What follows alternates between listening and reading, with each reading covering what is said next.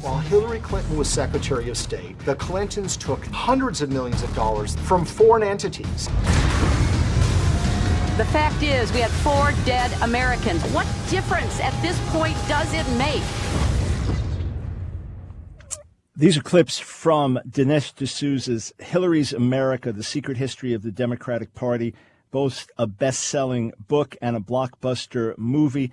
And for the first time, Dinesh, great to have you on the Line of Fire. Thanks so much for joining us. It's a pleasure. It's good to be on the show. Well, thank you. You probably don't know this, but you and I have in common that we both debated Bart Ehrman on the problem of suffering. Just for your information, I think my debate was after yours, but we both interacted with him on that. So appreciate your work. Very interesting. Yes, I've enjoyed crossing swords with Bart a couple times on that topic. On a couple of different college campuses, and that's part of my work in Christian apologetics.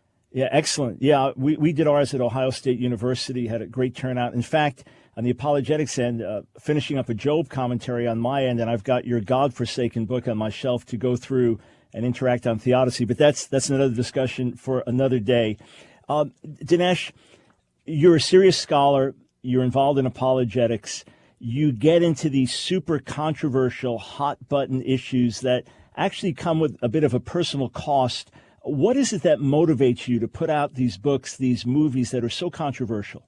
Well, I'm an immigrant to the United States, and I came from a country, India, that is a third-world country with a lot of corruption, a lot of bribery. The country is sort of run by gangs. You get a glimpse of it in the movie Slumdog Millionaire. So I came to America to live in a completely different place, a place where there are ladders of opportunity, where how far you get in life depends on luck, but it also depends on your own creativity and your own efforts. So I have sort of, you may say, fallen in love with the American dream. And I see that American dream as endangered, and endangered by a political movement and now a political party that is out for itself and is up to no good. So for me, American politics isn't just a sort of an academic debate. It's ultimately about people's lives and people's own future. And so I see myself as fighting to protect that American dream that has meant so much in my own life. And that's part of what makes me so determined and a little bit fearless. Now, you know that there are all types of conspiratorial theories out there when it comes to the Clintons. And people will say, look at this trail of dead bodies, and anyone who speaks against them ends up dying. And then you can check the internet for the latest new theory. What you're opening up, though, is not some conspiracy theory. You're opening up something that's larger. It sounds like a conspiracy theory.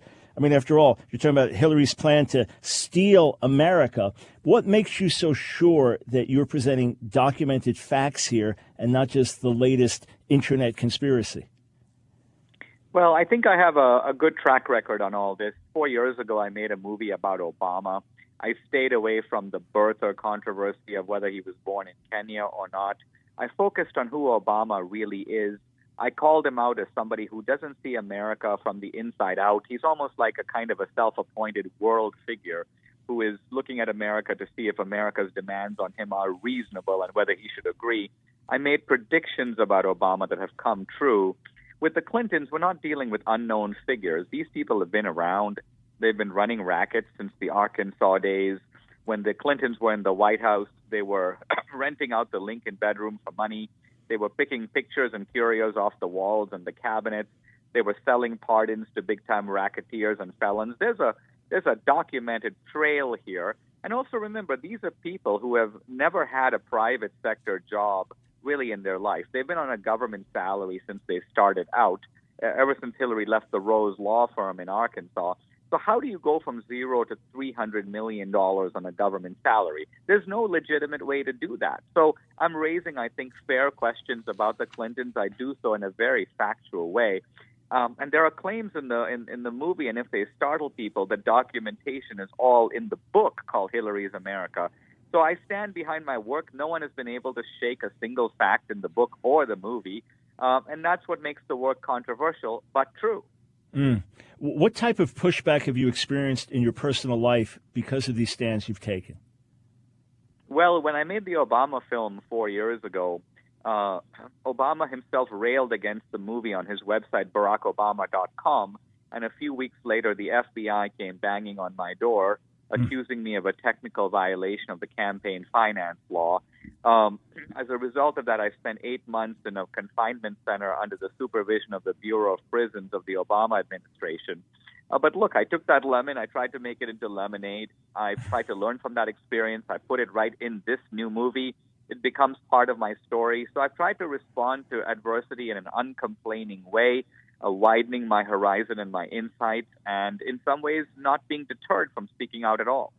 Got it. But you understand that there are consequences when you do speak out. You understand that firsthand. I've watched over the years that white evangelicals are largely connected to the Republican Party, for better or worse. Even the moral majority really hitched itself to the Republican Party rather than just saying, hey, these are moral values we hold to as Christians, and if you want our vote, you need to come over to us. Largely, white evangelicals have hitched themselves to the Republican Party. Conversely, black evangelicals have largely hitched themselves to the Democratic Party, and they might say, listen, we don't like redefining marriage, we don't like abortion, but we feel that the Democrats are the party that really understands our larger needs and larger concerns and reaches out to us in a holistic way. Your take on that and what you present in this movie would be the exact opposite of that. So speak to my listeners that think that it's the Christian thing to do to identify with the Democratic Party, especially when it comes to racial sensitivity. You know, I think that some people think that the white Southern evangelicals reflect the fact that racism is somehow now in the Republican Party. But I think that I am able to document in the book that as the South became less racist, it became more Republican. There's an inverse connection between racism in the South and the South moving to the Republican ranks. And there's a whole body of work on this. Now, blacks began to defect from the Republican to the Democratic Party, but it was not because of civil rights. This movement actually began in the 1930s because of the promises and provisions of the New Deal. And so the Democratic Party at that time was very much the party of segregation and the Ku Klux Klan. And many blacks who left the Republican Party knew that they were leaving the party of emancipation and Abraham Lincoln and the 13th, 14th, and 15th Amendment and joining the party of the Klan. So it was a very bizarre decision. And I think now, almost 100 years later, we can see it was a terrible decision because look at the poverty of our inner cities. I even call them urban plantations in the movie because in some ways they're no better off than they were 30 or 40 years ago. The conditions of life are very difficult there. In some ways, they even resemble some of the features of the old slave plantations. Now, do you feel that this is something intentional that's been done by Democratic leaders to keep the black population down? Well, it's done intentionally in this sense that just as in the slavery days, the Democrats who ran those plantations, they cared about only one thing, and that was free labor. And what I mean by that is that slavery is a form of theft. You're stealing another man's labor for life. And that was the main concern of the people who were doing it, the plantation owners and the overseers. That's what they cared about. I want this guy's labor. Now, today, you might say that they want these guys' votes.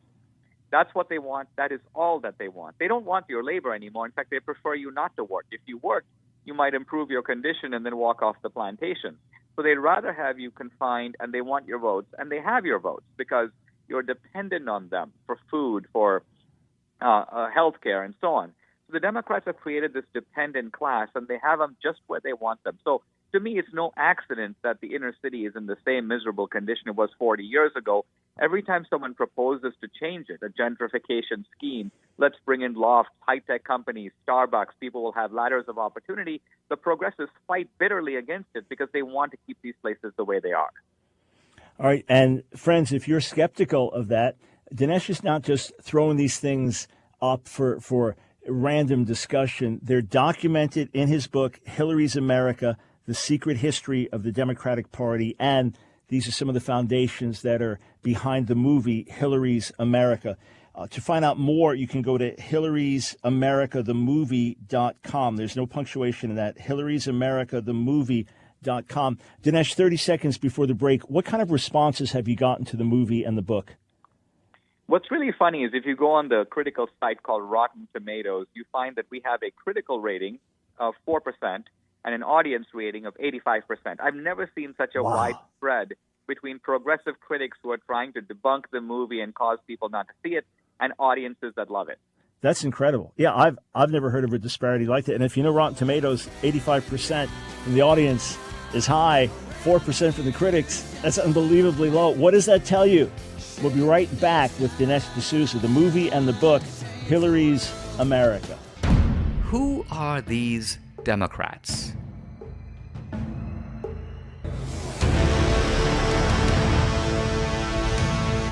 It's time to go behind the curtain and discover the soul of the Democratic Party. That was the voice of Dinesh D'Souza, his new movie and book, Hillary's America, The Secret History of the Democratic Party. All right, Dinesh, take us behind the scenes and tell us about the soul of the Democratic Party. Well, the Democratic Party is a party that has been the perpetrator of the worst deeds of American history. Now, this is not well known because the Democrats and the progressives have been so clever at covering up their crimes. And in fact, they are geniuses at blaming their crimes on other people. And so, for example, the Democrats were responsible for Indian relocation on the Trail of Tears. They threw the Indians off their land in violation of treaties. So if you ask them about this today, they'll say, well, that was America. America did horrible things to the Indians. Well, it wasn't America who did those things. The Democrats did them. Slavery. The Democratic Party, North and South, was the unified protector of slavery. The Republican Party, the opposite, the fighter against slavery.